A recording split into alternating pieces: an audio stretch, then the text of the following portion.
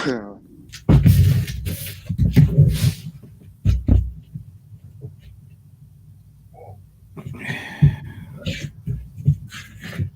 right, let's see. We should be live on YouTube.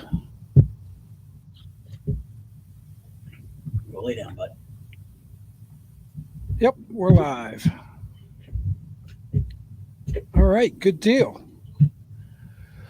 Well, there was going to be 4 of us, but one of the guys wasn't sure if he was going to make it, Daryl Blums. And if he pops in, I'll add him to the group. But this is like episode 2. So I came up with this idea a while ago, and we did the first one last Tuesday. And it seemed everybody enjoyed it. I mean, we did a little bit of bench racing and talk about, when you got started and what you've been doing and what you got going on for this coming year. And we'll stick with that format, and then we can just talk. I know, Billy, I'll see you in about 6 or 7 weeks down in Georgia. I'm really looking forward to that. And Eli, you ought to come down to Roebling. I'm gonna try. I'm thinking about it. That's a hoot of a track. It's a blast. But anyway, I'll go over to Billy first, and then you could pass it over to Eli. Just give us a little bit of background on yourself and how you got started, how long you've been riding, how long you've been racing, and we'll go from there. Well, when I was 12, I think, I got my first dirt bike. I'd always wanted one. Kid used to ride one when we were at school. He'd ride one around his yard. I said, I got to have one of them. So I got a little dirt bike that morphed into a bigger dirt bike, and then 2-stroke dirt bike, racing a KX80 here local out in Canaan. Then I figured out I wasn't very good at jumping. I could jump good, couldn't land. Got a 4-wheeler, and that lasted till I got my license. And then it was a street bike. Just rode on the street. Traded a chainsaw back in like 98. They traded a chainsaw for a YSR 50 because I heard they were racing them down at Sugar Hill Speedway go-kart track. So I went and did that with Scott Greenwood and Tom Bebo and Jay Root. Had a ball doing that. They talked me into doing a track day at Loudon. So I got an EX 500, did track days for a number of years, never dared to go racing. And then didn't do any riding for probably 7 or 8 years. Not even on the street, no track riding, nothing. And then this was my first full season. So the summer before that, I decided it was time to go racing. Started at Loudon with USCRA, the Vintage Club. Did 2 rounds with them, did 2 rounds with NEMRR, and I was hooked. And then did my...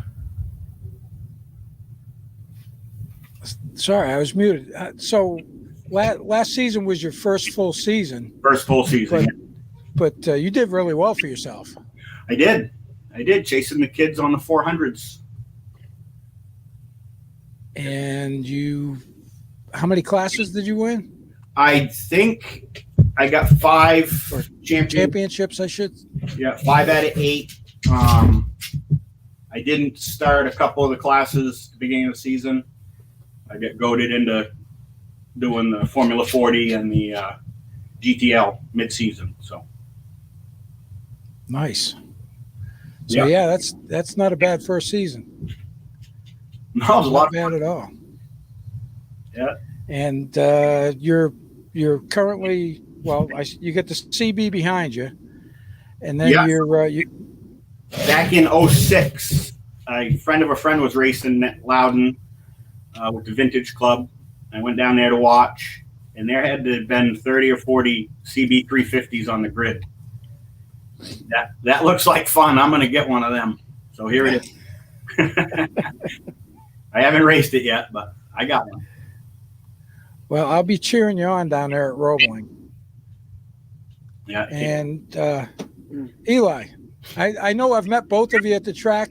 Really didn't get to talk a whole lot, but in passing. it's like a big family down at Loudon anyway. It just, you've got that big family atmosphere. If somebody has an issue or something, everybody's more than happy to help you and jump in there. So Eli, go ahead with your motorcycle career. So, got my first bike when I was 2.5. My dad bought me a bike, and I just started riding training wheels with him. I kind of rode like on and off till I was like 7 years old or so, and never like got into it. Never like I maybe rode like 3 times a year. I got into go-kart racing for 7 years and became like a multi-time local champion. Had multiple track records around here, and I started just moving forward up into the national level, and just lost all interest in it. And my dad coached for Penguin. He's been racing at Loudon since 2008. And he coached for Penguin, and I was working the gate at Canaan for just when I was up there hanging out. And one weekend I was just super bored, and I was kind of just figuring out what I wanted to do. And my dad said, "Dude, next time you're coming out and trying this." And so last round of 2017, I went out for Canaan, tried my first ever road race event on a motard, and started racing Loudon for the last 3 rounds of 2018. So I did 1 round of novice, got bumped to amateur, did 2 rounds of amateur, and then got bumped up to expert for 2019. And then ever since then, I've been racing expert. Yeah, that supermoto, you fly on that thing. Those bikes are unbelievable. I can't believe they do what they do out there. It's crazy. They shouldn't be. No, they shouldn't. But they do, and it's watching you guys come through one and stuff. I'm like, oh my god, because it's. I rode dirt bikes when I was a kid, and up into my 20s, I raced motocross, hare scrambles, all that stuff. And back then, I wouldn't even think about putting street tires on it and going out on a racetrack. That would have been it wouldn't have been right. But the guys with the supermotos they're amazing out there, to say the least. And by the way, how's your dad doing? He's doing a lot better. He's slowly getting back on his feet. Sorry, I'm looking at chat. I got he's good. He's doing better. He's finally back working in the garage, and he's making his way. So we went down to Alabama, so he came down, and well, actually no, he didn't come down for that one. He was helping me get all the bikes ready and all other stuff, and then he's helping me get all this other bikes ready for when I'm going down to Florida this weekend. And he's doing a lot better. It's been a long, 4 months now, but we've been making some good progress. Yeah, that was one of those freak things too. That was just like, wow. And the severity of the injury he took, that was crazy. I mean, because I stopped and I was talking with him. I guess they were doing some work on one of the bikes, trying to get it put together. And then the next thing I hear, they're taking him out in an ambulance. I was like, what the hell happened? And it was just one of them freak things. And man, you never know. But I'm glad he's doing well. Yeah, no, I mean, it was better. He was dead for 2 minutes. They were doing CPR on him. They were doing chest compressions. He was dead for 2 minutes, and it's probably the longest 2 minutes of my life watching it. But I made the decision to stay back, and Adam Clark went into the hospital with my dad, and I stayed back and made the decision that I was still gonna fix all my bikes and race. It was it's not to sound like that guy, but we have nurses at the hospital that are watching it for a reason. And as he says, what am I gonna do? Just watch him barely breathe and not respond? So I just followed through and finished out the weekend strong. Yeah. Kudos for that. I mean, you were kind of walking around kind of like a zombie, though. You were kind of. Yeah. You were there, but you weren't. No. Yeah. So that had to be really tough to do that. And I gave a little bit of my background on the first one, but just to bring you guys up to speed, I didn't start road racing until I was in my 30s, back in the mid 90s. And we were living in Georgia As a matter of fact, at Roebling Road, as you go through turn 2, if you look off to your left, you could almost see my house. That's how close to the racetrack I was. And I used to teach for the Ed Bargy School down there. And I progressed. I had a really great first year amateur, won a couple of championships, got my expert plates. And then things got busy, money got tight, and I drifted away from it. And just this past year, I decided to get back into it. So I'm having a lot of fun. I got a new bike on the way, 2021 Aprilia, and that's only because a buddy of mine owns 2 dealerships down in Georgia, and I got a super deal on one. He took one in, so just waiting on that to get here, and I got a big stack of parts sitting behind me in the room. So I've got all the parts now except for suspension to put the bike together. I just don't have the bike yet. So that's kind of crazy. So, Eli, we'll go with you, Eli. What are your plans for this season? What are you going to do? Anything changing or any big plans? I mean, obviously, I'm going to focus on the 600 and the 400 now. I'm going back to race pro at Moto America. I took a year hiatus from doing that, so going to go back, do 2 Junior Cup rounds at Jersey and Pittsburgh. And then obviously the main goal or the main focus for this year is the Classic. I've been working really hard for that. I've been going to therapy every week, just having, shoulder problems through all woods racing and hitting trees and doing all that stuff. And we've been working hard. They're kind of busting your chops there over in the chat a little bit. Oh yeah, those are all my friends that I race woods with. But yeah, no, we're pushing really hard for next year. I got some big goals, and I'm definitely trying to lower the times up at Loudon and kind of add, hopefully, my goal would be another track record to my name up there. So that would be on the 600. How about you, Billy?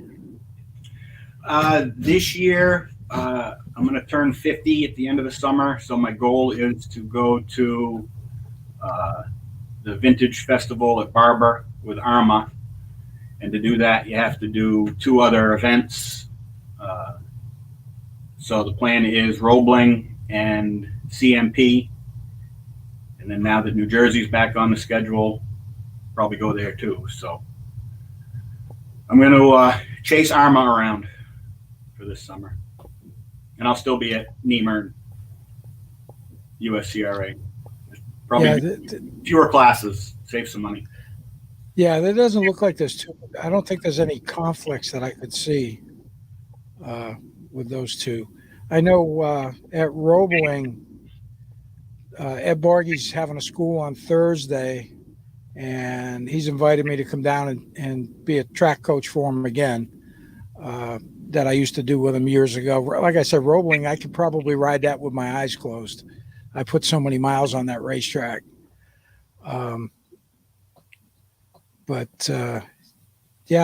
might actually go to Jersey and do the Armor event, because I'm going to run Sound of Thunder 3 with the SV, and then I'll probably take the Aprilia and run Sound of Thunder 2, since they didn't update their rule book to allow the 660 or the R7 and the Sound of Thunder 3 class. It's got a cap at 650 cc's. So I'll probably do those 2 while I'm at Roebling. But it'll be a nice vacation just to get away from here, out of the suck for a week. Well, we're going to be down there about 10 days. So because we still have tons of friends down there, because we lived there for 15 years. So we got a lot of friends and a lot of catching up to do. Moto America, that's you going to do the 600 or just the 400? The 400. Yeah, I have to get some redemption. Because the 600 class is what, the Super Sport class? Yep. I just don't have, it comes down to just not having the equipment for it. I just don't have. I'm not willing to spend the money on the electronics, the engine build, the yada yada yada. That I need to go be like these guys. Some of these guys have factory support, so these guys are rebuilding their bikes after every weekend. I got about $12 in my wallet right now, and a few $1,000s in debt to my parents. So I don't got that Yeah. money, but I know this year on the 400. The good thing about the 400 is the Cali contingency. Offers up good money for wins and classes, and I can make some decent money this year racing, which is also just a big plus. So I'm gonna kind of go down the Stefano Mesa route, which is just chase as much money as humanly possible in all or local racing. So you're going down to Florida next weekend. You're going down to do what? Some testing for Michelin? So I'm going down to go coach and do supermoto training, and I was down in Barber doing some new testing for Michelin because of the new rear tires that came out. Was that on the Motard? 600. Oh, nice. Yeah, they came out with a new 190 60 slick. That's what the word is. So they came out with a slick. I was running a DOT last year in the rear. I was running a slick front DOT rear, and now finally I have the slick combo, which is night and day difference. Yeah. Yeah, tire technology's changed a lot. Just from when I quit back in 2001 or so, when I completely stopped going to the track, and now the tire technology's it's nuts. Because I've run Michelin's, I've run Dunlops, I've run Pirellis back in the day, and it seems the compounds are way different. And I ran the SC1s on my SV for the three and a half rounds that I did. I ran the SC1s on my my SV, and they were great. They were super. The only problem I had with them, I had a little bit of a rear end slide around 7 that last race when it was really cold out. I couldn't keep the heat in them, and it kind of gave me a wake up call. It's all that horsepower. Yeah, the lack thereof. Yeah, that's the big thing about tires. I find out is every tire, the main 3 brands that we have allowed, and all the tires are really good when you look at them, but they have their small little perks and small little downsides. With that Dunlop reheating is not their strongest ability, but their first race grip is awesome. The Pirellis, they're very soft carcass, and they, sometimes they wallow. That I found out when I used to run them at times. They wallowed a little bit in the front, so you have to run a stiffer compound. And the Michelins, we had a DOT, so that's all we had. So, that's every single tire compound, every tire is amazing. They've gotten to the point where everything's awesome, but there's just the small bits and pieces that if you like them, then you like them, and if you don't, you don't. Then you switch it around. Yeah, that's for sure. I still remember, what was it, 97? A guy I used to race with, he entered the 200, and qualifying back then was, I think you had to do a 206 at Daytona to qualify, and he was on basically a bone stock ZX7, and they had just come out with the multi-compound tires, and all the really fast guys, they were just chunking the shit out of the tires. But that doesn't seem to be as big of an issue anymore as it was when they were first developing them. I mean, it had basically 3 different compounds on one tire just for Daytona, and you had to run the Dunlops to race it. So, but as a matter of fact, Eric Woods was there. That was the year he announced he was going to go professional road racing. I remember that. And if you do a search on YouTube, you can find the 1997 Daytona 200. Somebody's got all the clips all pieced together. so you can watch the whole race. And I did. I watched the whole race. It's pretty funny looking back what we were doing back then. I mean, now they're doing like 8-second pit stops, 2 tires and fuel. I can't even imagine that. So, Billy, you're building a Gen 2, aren't you? Yeah, that's the plan. It's slow going. It's got the typical broken exhaust studs, so that pulled the wind out of my sails on it. Is that 2 Drilled plug up- head or 1 plug? One. It's a single plug, like 05. I've been collecting parts, so I've got everything I need. It's just a matter of putting it together. Getting them studs out. Yeah, I got a plan. My neighbor is my Tony is my neighbor and my teammate, I guess, and he had a machine shop make a drill guide so you can drill them out straight, helicoil them. It's just still not easy, but it's doable. No, it's just a pain in the ass. Right. But we got It it pretty really is. so. Yeah, my SV, I bought it used from a guy that was getting out of racing, and I don't know how many races he had on the motor. He obviously didn't ride it really hard. He was a really big guy too, and I don't know how he rode it with the suspension that was on it because it was horrible. But I just got the rear shock back from Owens. They rebuilt it. I sent the front forks down to Traction Dynamics only because that's what was supposedly in it. And when they got them, they tore them apart and they were like, what the hell is all this shit inside of here? Somebody had taken them completely apart, put different valves in them, and they said they were a mess. So they completely I basically got a brand new set of AK-20 cartridges in it now. And so my suspension will be good. I was noticing once I got down around the 23s, I noticed the suspension wasn't working the way it should have been working. And then the motor, my intake valves were so friggin' tight that I could barely get the bike to start that last round. And I couldn't figure out why. I thought it was something else, but it ended up being tight valves. And it had 80 pounds of compression in the front cylinder when I checked it. So, yeah, the motor's, the whole top end's getting redone.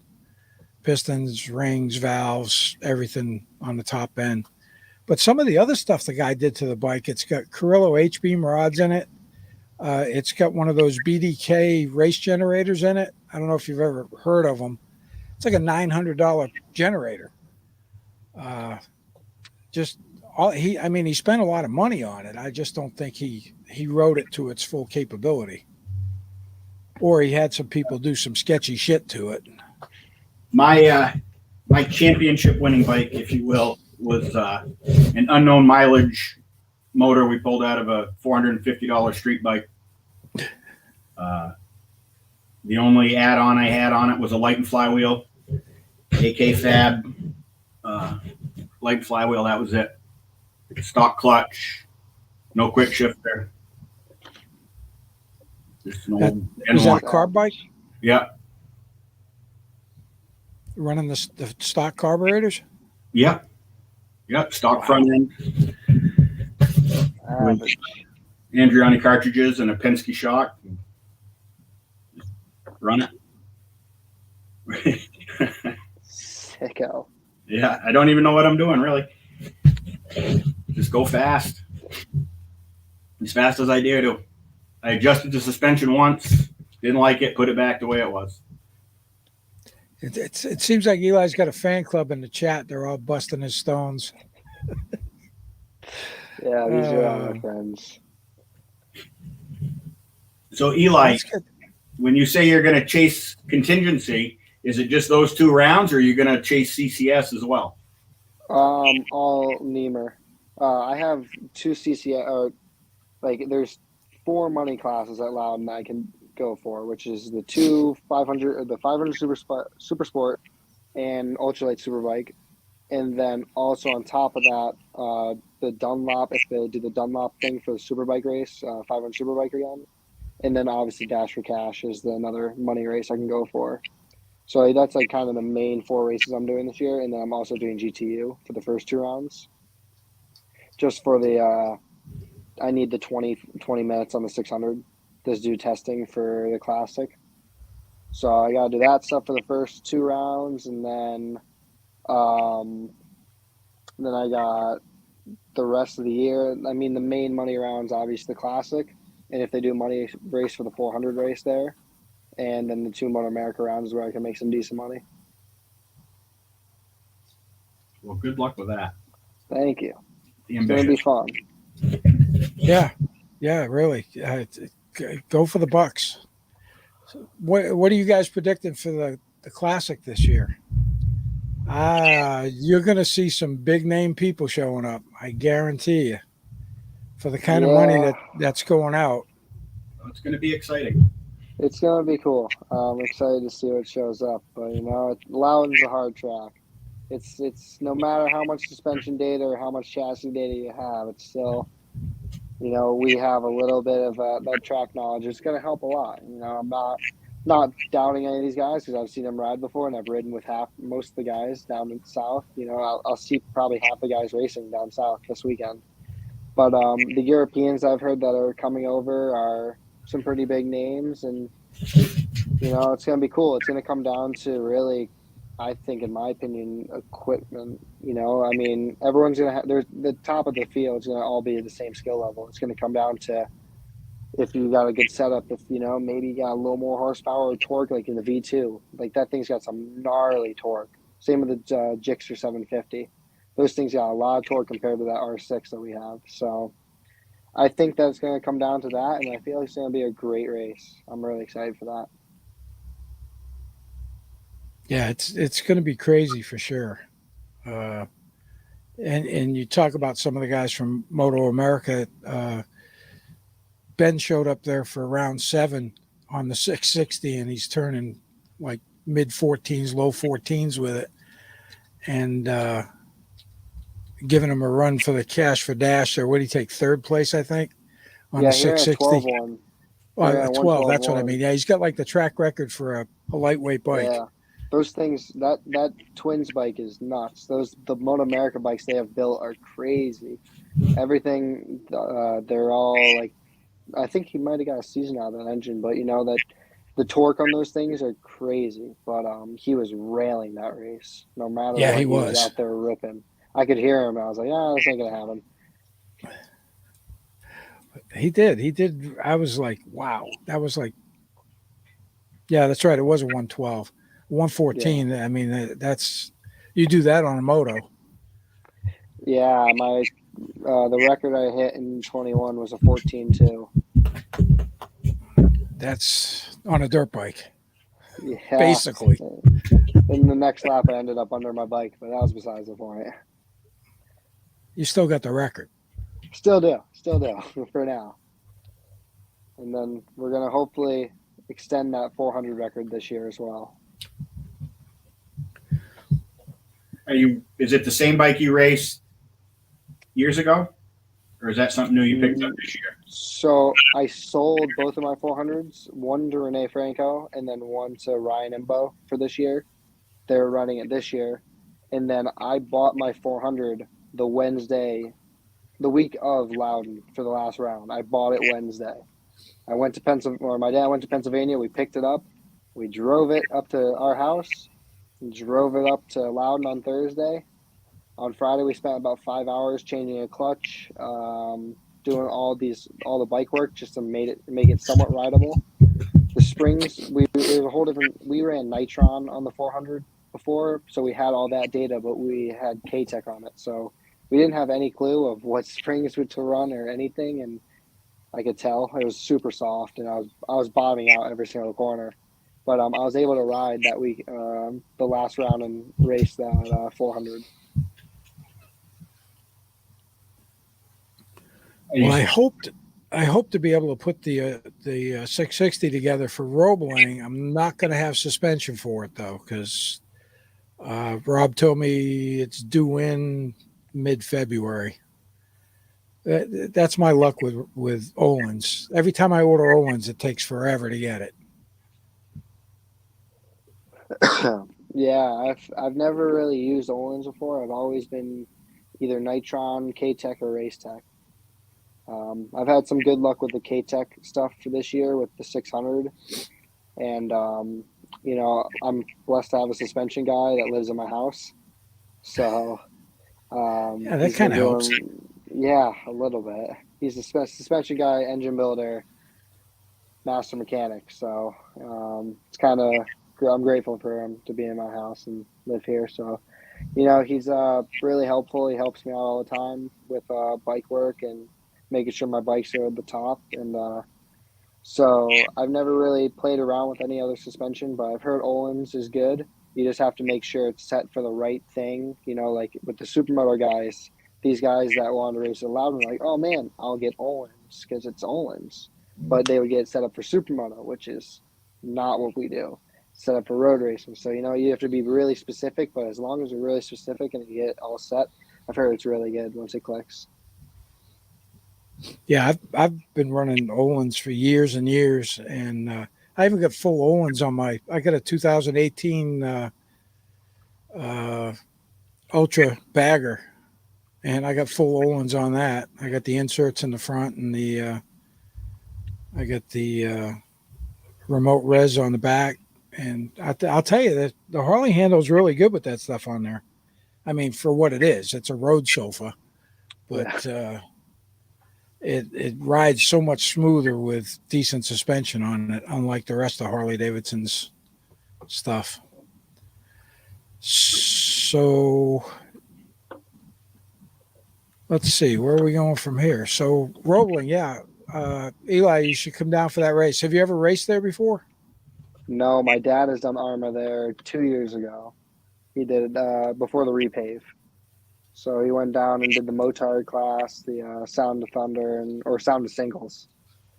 So he did that stuff. He's went to the Vintage Festival. He did the 2 races that he had to do.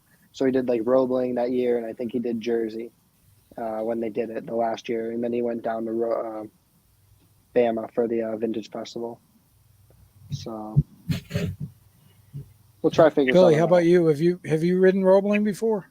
No, I rode. I've ridden Loudon, Canaan, and Homestead. That's all I've done so far. And Jennings, the track day at Jennings. Roebling is a fast track because it's pretty much flat. 4, 5, 6, going down into 7. It's a little bit off camber and it's a little bit of a downhill, but then you've got a short straight and then a sweeping right to go up on the front straightaway, which is like a half a mile long. And when you think you should be braking going into turn 1, don't, because you can go that much deeper because 1 is just real easy to get around. That's how I used to really pass people, was turn 1, because I'd see them sit up and I'd just scoop by on the inside because you got plenty of room before you get into 2. 2 is a reducing radius right turn. So it starts off and then it gets tight, and then you've got a sweeper to the left. It's probably 100-mile-an-hour sweeper to the left, and then 4, 5, 6 around back down the straightaway. But it's a real fast track.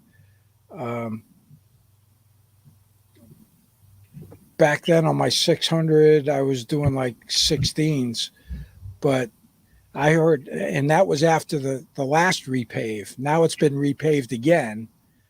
And I'm curious to see that the last time they repaved it, they screwed up and they let us out there on the bikes too soon, and we screwed up the track. The motorcycles tore it up worse than the cars would have because we've got such small contact patches. It basically made berms going through the friggin' corners. And they had to come out and re-roll it, and it was just never right after that, but it was still better than it was before the previous pre-pave. But they get a lot of years out of the pavement down there because they don't have the shitty weather that we do up here. I'll tell you, my first time around Loudon, I was like, holy shit, how do these guys go so fast around this track? Because it was an eye-opening experience. Yeah, we get plenty of years out of our pavement. We just call them patches. Yeah, Patches fix everything. it's good. Lots of Patches are yeah. We And got a lot of it's band-aids really allowed. technical too. It's a real technical track. Um, well, they say if you can ride Loudon, you can ride anywhere. So you should be able to. not every track, but I've heard lots of people say it about Loudon. Yeah. Yeah, and I mean, we used to love it when we'd go to like Race of Champions at Daytona, and all the guys from up north had come down, so we'd get to see how we fared up against them. And just another little history on me. I can't remember if it was the spring Daytona race or the Race of Champions, but there was one kid that came down from up this way. I was riding my EX, which was a complete hybrid. I had a F3 front end, F2 rear wheel, full suspension done on it. And Frank Stroman used to build my motors, and it was almost 90 horsepower. And of course, it was a Maypop. It'd last like 15 sprint races, and then it'd snap a crank, and then you'd have to replace the cases and the crank. But long story short, the guys from up here came down, and the fastest kid they had for the sportsman class was on a VF 500. And I got a great start, and I checked out. I just put my head down and I kept on it. And last lap, and now it had rained a few days before that, or up to the day before. Last lap, coming through the chicane, somebody was in the line with a mechanical. They had their foot out, and I went around them on the right, and I hit a puddle with slicks.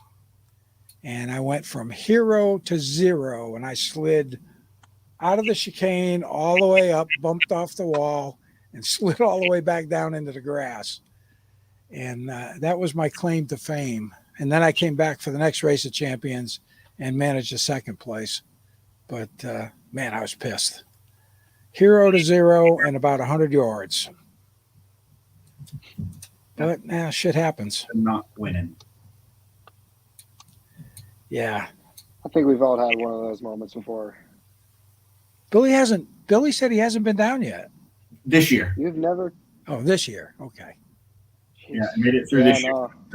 Good clarification. Yeah. I had one crash this year. Well, one at Loudon at least. I had a pretty big one this year.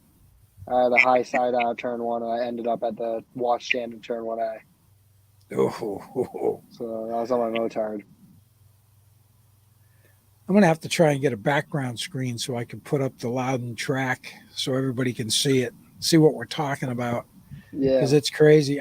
You guys know Way, Mm-hmm. The little girl that rides the 400. Yep. Well, I think it was like the first round. I had just started, brand new novice, and she takes she's on the line. Doesn't matter how fast she's going, but she's on the line. So you almost know exactly what she's going to do and when she's going to do it. And I said, geez, I'm going to make a pass on her going into 3 this time. So I'm focusing on her, and I got a good drive out of 2. And I said, all right, I made the pass. And then I looked up and I was like, shit, I should have been on the brakes back there. And I came really close I managed to gather it up and get it around, but I was like right on the edge of the tires as I made the corner. So just that one little lapse, but luckily the 3 full rounds that I did in the one race I did before that, I kept it upright the whole time. But I'm still trying to get my track legs under me too. I haven't let my nuts drop yet, I guess, because that's a lot of it. You've been away from it for quite a while, and then you come back to it. And there's a saying: the older I get, the faster I was. Well, there you go. So it's kind of humbling, but I've had a great time. And you can learn from everybody.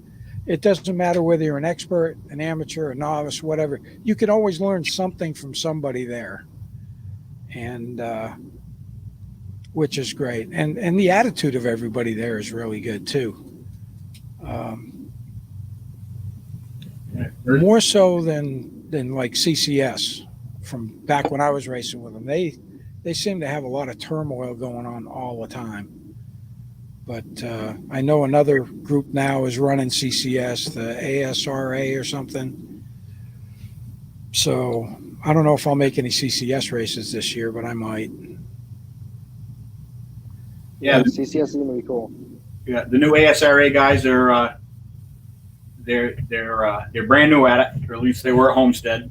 They squeezed that race in. They said for us Northern guys because we were counting on it. So, but they know that they're trying to do something different. They know they got a lot of work ahead of them, and they're ambitious and they're friendly as all get out. So, yeah, those guys own Evolve GT, the track day company I also coach for. I coach for Evolve and Penguin, so I know Alex and Mark. So they're good guys. They understand. They're very technical. They understand the technical part, which CCS did not understand at all. Kevin Elliott, I'll say that I just don't like the guy. He was very he was entitled to some points, and he believed that if the old system worked, it should work now. It doesn't. When you're punching in credit card numbers by number, and you have 500 people trying to sign up, it don't take that long. Don't go that fast. So, Mark and Alex definitely know what's going on, and they're definitely. I think from what I heard, tech and registration down there went by pretty quick, right, Billy? yeah. Which is awesome. Which is a step in the right direction. I heard some other things that are iffy, but it was their first time. They're a little shaky, but definitely a good step in the right direction in that sense. Yes, I agree. One of the biggest problems that I saw at Homestead was the other riders just not paying attention. So waiting on the grid, waiting in the pits, waiting. And that gets stressful for everybody. Yeah, it's I've heard when I was thinking about getting back into it, one of the guys I used to race with is still racing, and he was telling me the horror stories about going through tech with them. Take your belly pan off and carry all your shit up there, get that done, then go back, get your bike, take the belly pan off, take that up there.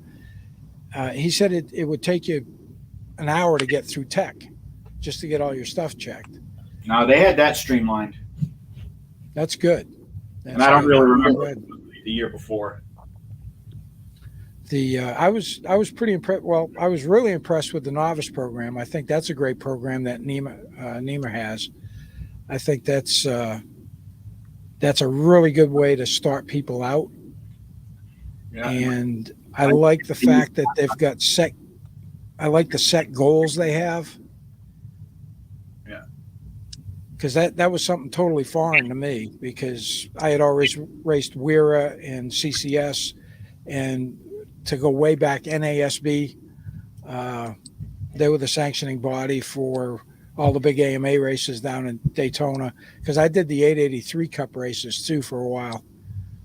That was an experience. Riding an 883 at Daytona was a hoot.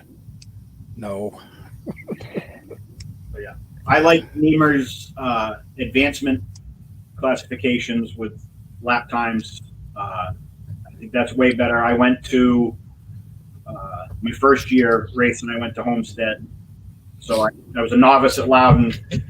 Went to CCS as an amateur, and in one weekend of racing, I got bumped to expert. And I don't think that I was an expert. I still don't think I'm an expert.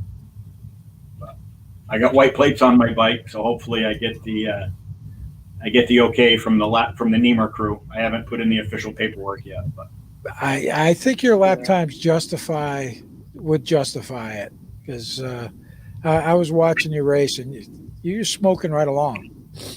You were getting it done. There's no doubt about it. That guy. You got down to the low 19s, right? Yeah, 19-1. Yeah. Yeah, that's what I thought. Because I remember I always talked about 19s with you, but I don't remember if you got anything lower into the 18s. I thought you might have. Well, and a lot of that was in my head, because the last 2 rounds. I think I got the 19-1 was round 5, and then round 6 and 7 it was chilly, and that got in my head, especially in the last round. Don't crash because you could win a championship. So. Yeah, cold weather has always like been a big thing at Loudon. Like some people just shut down in the cold, like a lot, like and there's nothing wrong with that because it's obviously a lot different. But I think a lot of my small bike experience in the cold definitely helped me as I went up through the ranks and got better riding. So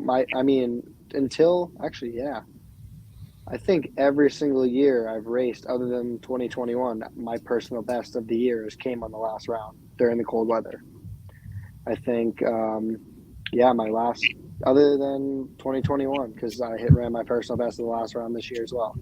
So it's just, I think with the small bikes, our bikes run better in the cold, and we don't need as much grip as, like, say, a 1000. So that's kind of my theory. I've always believed, and it might be wrong, but I keep on believing it as long as it works.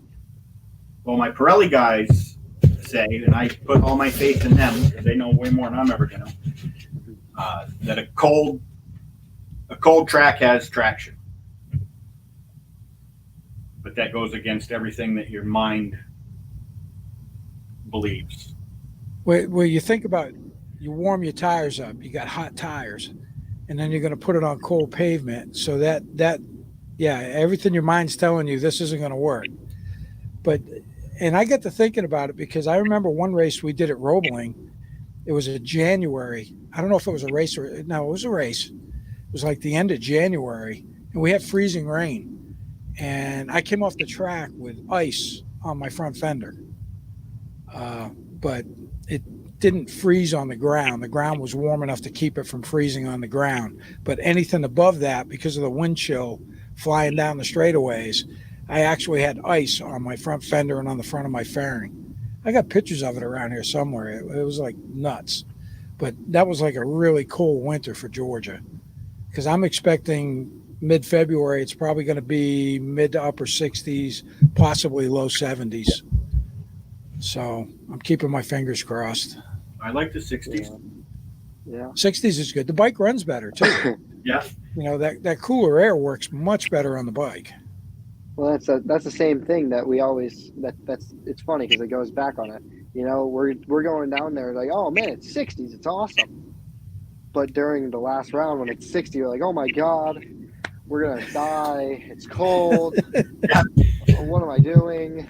It's funny because in the same exact thing, the same theory I've always learned is with rain.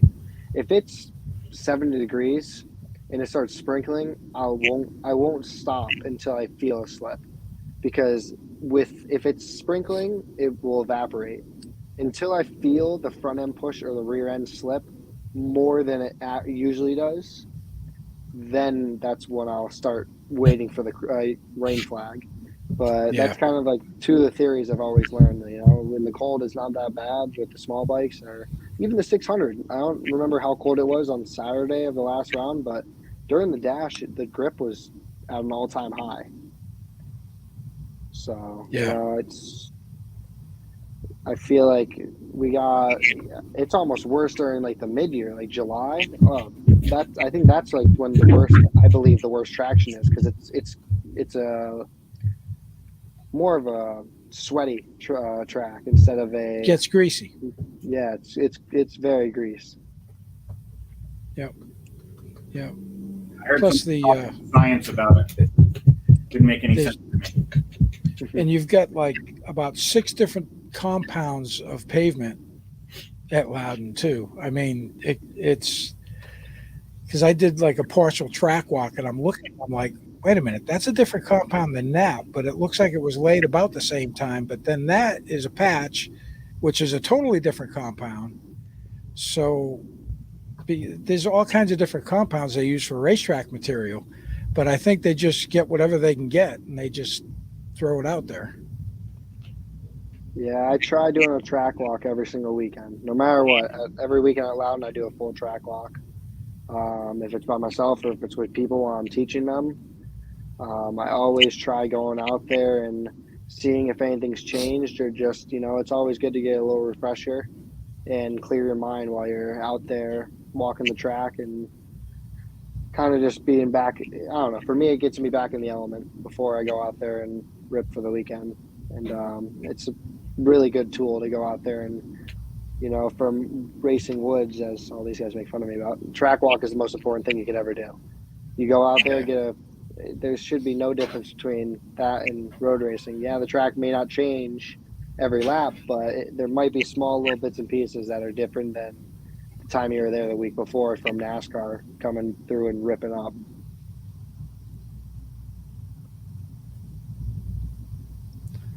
I noticed some of the places, when you're out there riding and you go across like what you think is a little seam, and then when you go out there and walk it's a crack this wide and it's about that deep, and you're like, son of a bitch, I'm going right over that.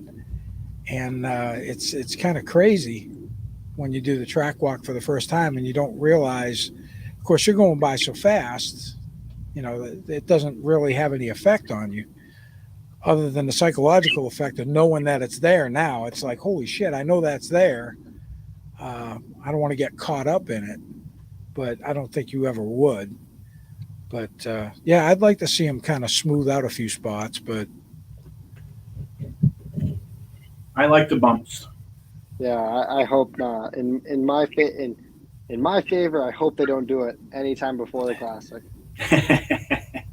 That's they were talking about, like, they're like, yeah, we should repave before the Classic because it'll make it really fast. No, because that gives everyone a fair chance. Not saying that should be unfair, but it's home track advantage should be a home track advantage, not a everyone come out here and be wide open to this corner now, because it doesn't take any more skill than you weighting the pegs in a different area, letting off the grips. And I used to have small things even on the motard. I used to do like turn 1A and turn 11. I used to use the rumble strips to turn the front end. I would go over the rumble strips, and then once I got over it, I knew it didn't have as much grip, so I'd yank the bars, and then it would come in sideways and catch when I got back on the pavement.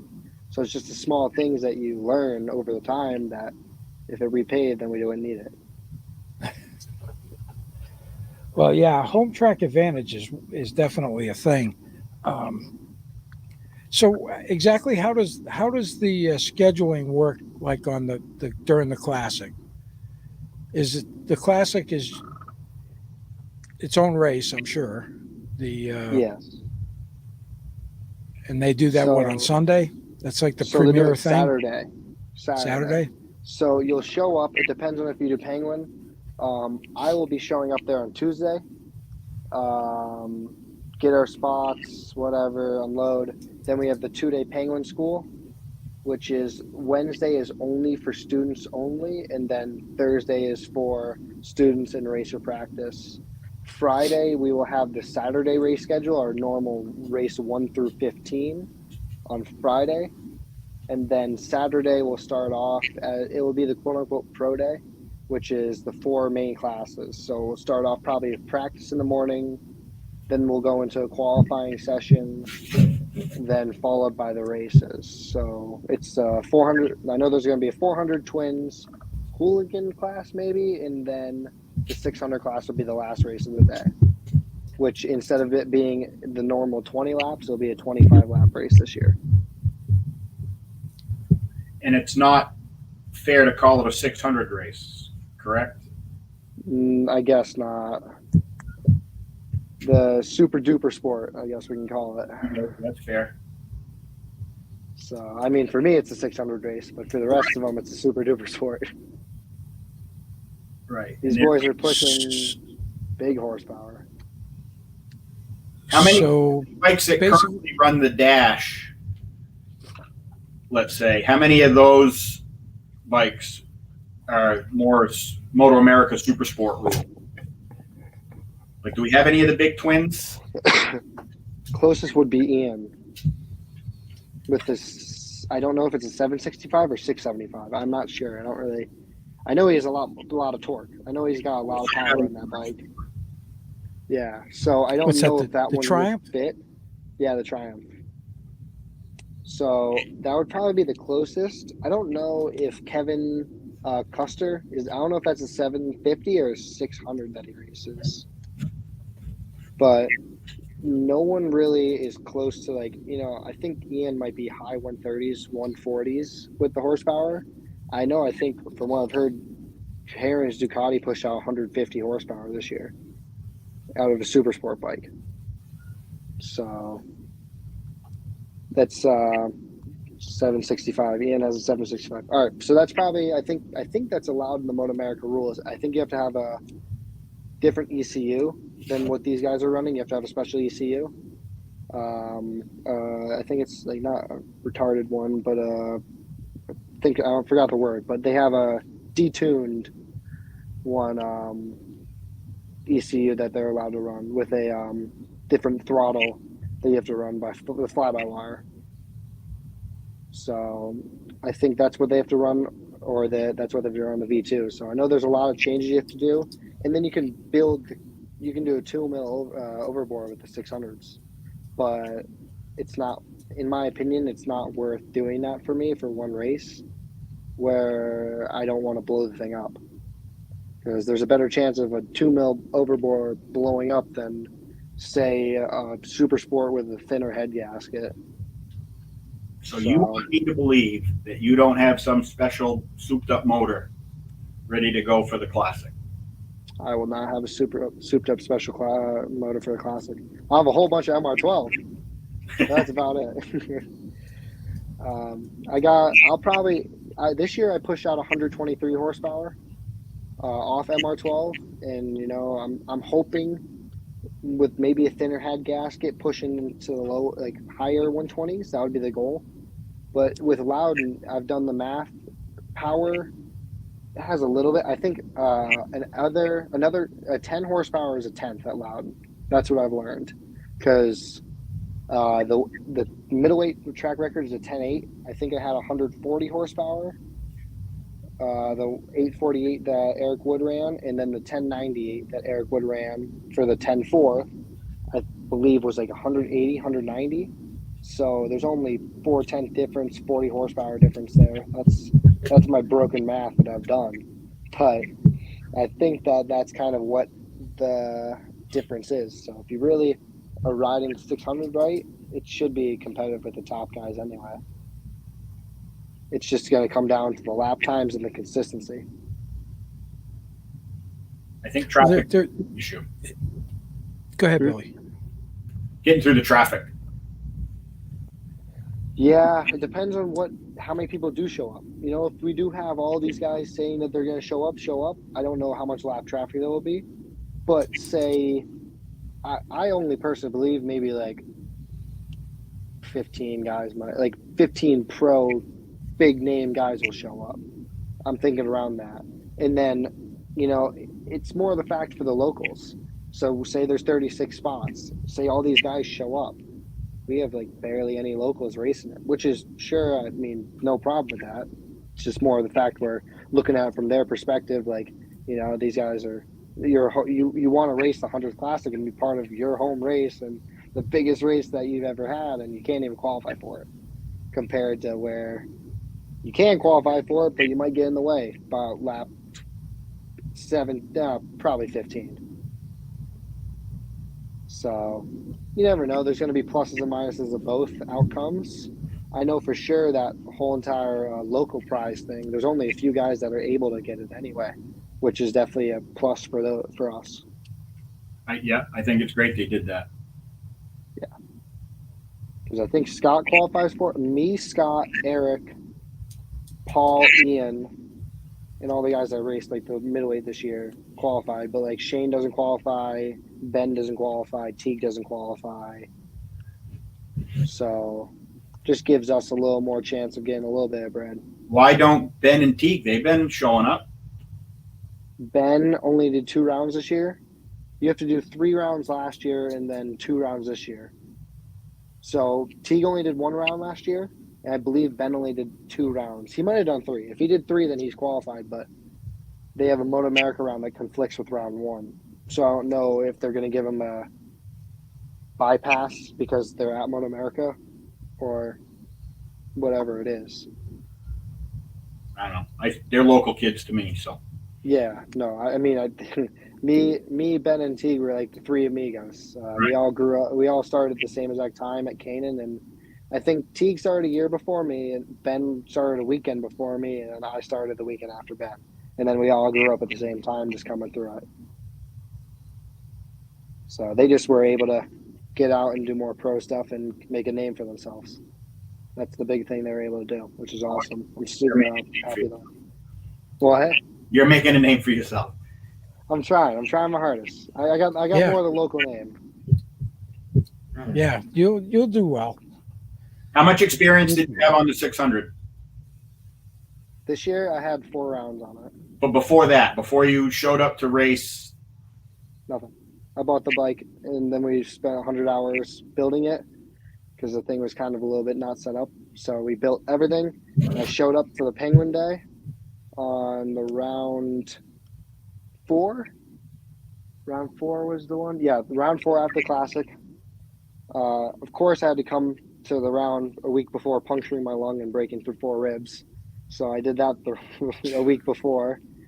And so I showed up and I did suspension testing with Narbonne was there helping me a lot. Narbonne came out and helped me do a lot of my suspension testing. And that was my first weekend on it. So I started off like round 4 on it this year. and first weekend out, you were into the 13s? I believe I did 13 or 14. I think I did 14. I think I did 14 won my first round. Yeah, 14 won, and I did 13 4. And then I ran 12-4 the next round, and then 12 flat in the final round. Right. That's impressive. Thank you. Yeah. I've been pushed. Scott was pushing me. Scott was pushing me hard, and I'm looking forward to next year for sure, especially with more seat time. Last year I wasn't even supposed to race. Last year was kind of my year that I was going to be leaving road racing, and I was going to be going into the woods in motocross realm, and I still did. I paid a lot of attention to that. I just kind of after the incident with Ian at round 2 and I got suspended, I kind of was forced to get on the 600. So that kind of that's all I wanted for like the last 2 or 3 years, but my dad always denied it. He's like, nope, not going to pay for it, not going to let you do it, yada yada yada.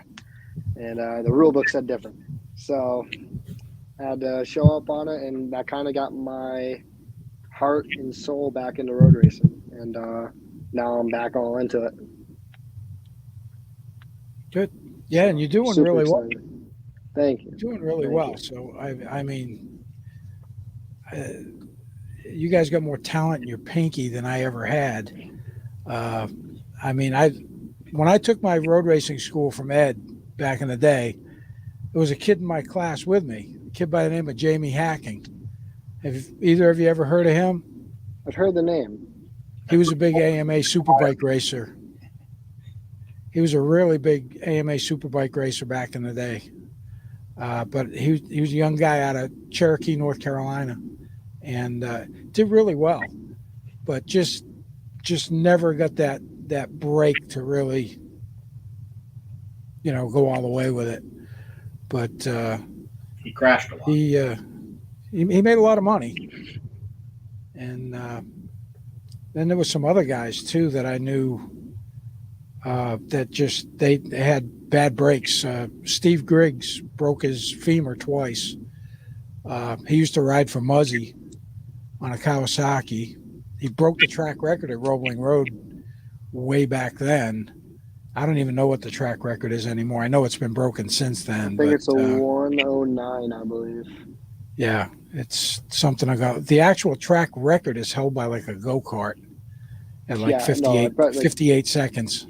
I bet like the 250 supercarts are nasty over there. Yeah, that's what it was. One of those shifter carts, and just ridiculously fast for over 2 miles on a road course. But Yeah, it's yeah, cool you how should many definitely. people have started at Loudon. It's like a lot of big names have started at Loudon. Obviously, the Woods, Greenwood. Corey Alexander started at Yep. Loudon. He was in my dad's licensing class. It's kind of Ricky funny. Alexander. Yep, Richie. Um, Isaiah Davis. He's one of the Stock 1000 kids right now. Ben Teague.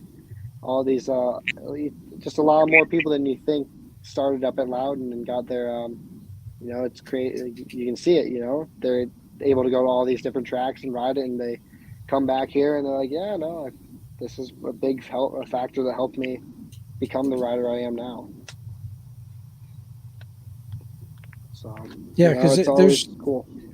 all of your southern tracks they're nothing compared to Loudon as far as like elevation changes and just being as technical as it is, and it's a short track by most other tracks that I've been on. Most other tracks I've been on have been over 2 miles, and this is a relatively short track, but you work your ass off on that short track. I mean, you don't have any time to rest like you do at like Daytona or even at Roebling. You get a little short break when you're going down the straightaway because it's so long. But Even like you tracks like get no, Pittsburgh, you got some break. yeah, you get like no break at Loudon because by the time you get up on the straightaway, you're already getting ready to go into turn one. And even on the twins, I mean, it's like, geez, I didn't get a chance to get a little breath here before I'm already setting up for turn one. So I always complained and about that on the small bikes. I was like, oh man, I'm bored going down the straightaway. And then I hopped on the 600. I'm like, oh man, I need the straightaway again. yeah, and I mean it's a pretty good straightaway, but it's like I said, you just don't really get that much of a break. You really don't. Well, we've been at this over an hour, and I want to thank you guys for coming on. I really appreciate it. I'd love to keep this going. So if we can get some more people involved, if you know anybody, if you want to come back on, that's fine. We'll mix it up. I can take up to like I think 6 people. So That'd be cool if to you have want a to get a six whole person group meal. together, huh? That would be fun to have 6 people come at it at once. Yeah, I'm sorry that I had to change the date, but I'm doing in-service training this week, so I'm not on my regular schedule. And Thursdays we're heading out of town. We're heading to upstate New York for Christmas, so I just had to change things around a little bit. Tuesday nights are usually good. Thursday nights are usually good. But if you guys want to, rally the troops and we get 4, 5, 6 people in here, maybe we could do some bench racing and talking shit and try and get something going with it. But I do appreciate you guys coming on. I really do. And if you got any ideas, if I can make any changes to the format or whatever. But what do you think, Bill? You think this is something worthwhile to keep going with, or? Sure, I think you got to get somebody more interested than me, but look at me. I got a face for radio. I think it's great for off season just to keep your mind on motorcycles. Yeah, it's definitely good to I mean, obviously a big thing that I was going to mention earlier was quick, but a lot of the novices or starting amateurs are very kind of timid to go up to experts and introduce themselves or get out there. So it's cool to have the roles reversed. If you're an expert, maybe checking this out, seeing oh, these people we had the cornhole tournament this year, which was I saw some people. I was like, I'm a social butterfly and I go around all the pits and I've never seen these people here before. So it's cool to see the roles reversed and get people out there, which is awesome. Yeah, and I mean, Loudon, even if you don't race, because I've got another YouTube channel that I do stolen valor investigations on. So diver Dan, Navy vet, he's talking about MSG. I'm a retired master sergeant out of the Army, and so a lot of the people from over there will come over here and watch just to see what we're talking about. And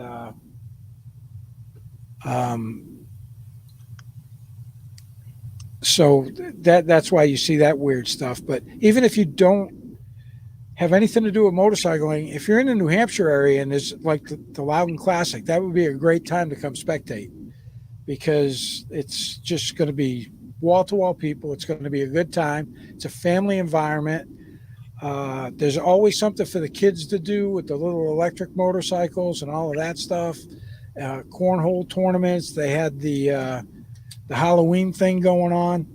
I mean, you know, there's always something that they're always trying to make it more family oriented and get more people out there, which is great. It's kind of I wasn't sure about getting back into racing, and then after I took my licensing class and just kind of walked around a little bit, and if you say hi to somebody, you know, it's like you already know them. Hey, how's it going? What's going on? You know, just in passing. That's like Billy, your dog, looking for me every time I walk by. That's Tony's dog, but yeah. Or yeah, Tony's dog. It's looking for me every time I go by now. But it is great. So come on out and spectate, and you know, you can do the super street thing, the super street if you don't want to build a race bike. If you're interested, and Penguin School's there. Lots of different things you can do. So by all means. But again, thank you both for coming on. I appreciate it. Thanks and for having us. I'm going to cut this off. So everybody, hey, if you like the content, make sure you subscribe to the channel and give us a thumbs up. Lets me know we're doing something worthwhile. And as always, have yourself a great day.